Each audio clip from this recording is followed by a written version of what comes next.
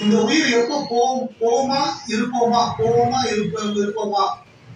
அப்படி என்ற நிலைதான் கிட்டத்தட்ட ஒரு 75% 80% பேர் மக்களின் கன்னிராசி நபர்களின் நிலை.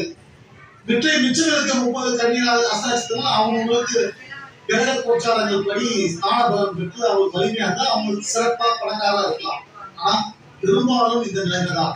இந்த வீடியோ உங்களுக்கு தான் போடுறேன். வேதனைனா வேதனை, சொல்ல முடியாத வேதனை. வீட்டுல உயிரிழப்புகள் நடந்துவிட்டது.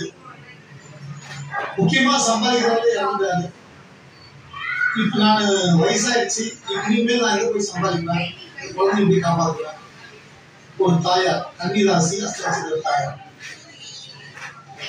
ஒரு வெளிநாட்டில் உள்ள ஒரு தாயார் தன் சொத்துக்களை எல்லாம் பிள்ளைகள் பிடித்து விட்டனர். போட்டு பீசு போட்டு வாங்கிட்டாங்க.